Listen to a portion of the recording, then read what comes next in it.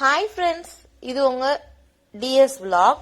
இப்போ நம்ம எப்படி ஹோட்டல் ஸ்டைல்ல தேங்காய் சட்னி செய்யலாம்னு பார்க்க போறோம். இதுக்கு தேவையான பொருள் தேங்காய், பொட்டுக்கடலை, பச்சை மிளகாய், இஞ்சி, பூண்டு, கருவேப்பிலை. நம்ம ரெசிபியை விட தேங்காய் அரைக்கிற பதத்துல தான் தேங்காய் சட்னியோட டேஸ்டே இருக்கு. இப்போ பொட்டுக்கடலை தவிர இது எல்லாத்தையுமே நம்ம மிக்சி ஜார்ல சேர்த்துட்டு உப்பு சேர்த்து கொஞ்சம் தண்ணி சேர்த்து கொரப்பா அரைச்சுக்கோங்க. தேங்காய் அரைப்படணும் அந்த அளவுக்கு இருக்கும் போது இப்போ பொட்டுக்கடலையே சேர்த்துக்கலாம்.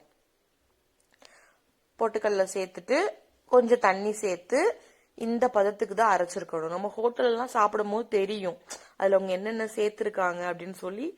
கொர இருந்தா தானே அது தெரியும். வலுவலுன்னு இருந்தா டேஸ்டே இருக்காது தேங்காய் சட்னியில. இப்போ அரைச்சதை வேற பாத்திரத்துக்கு மாத்திட்டு தாளிப்பு சேர்த்துக்கலாம். தாளிக்கிறதுக்கு தேங்காய் எண்ணெய் சேர்த்துக்கிறேன். எண்ணெய் காஞ்சதும் கடுகு, உளுந்து, சீரகம், கருவேப்பிலை இத போட்டுட்டு தேங்காய் சட்னிக்கு மட்டும் எப்பயுமே கருவேப்பிலை கொஞ்சம் மொறுமொறுன்னு வர்ற அளவுக்கு ஃப்ரை பண்ணிக்கோங்க.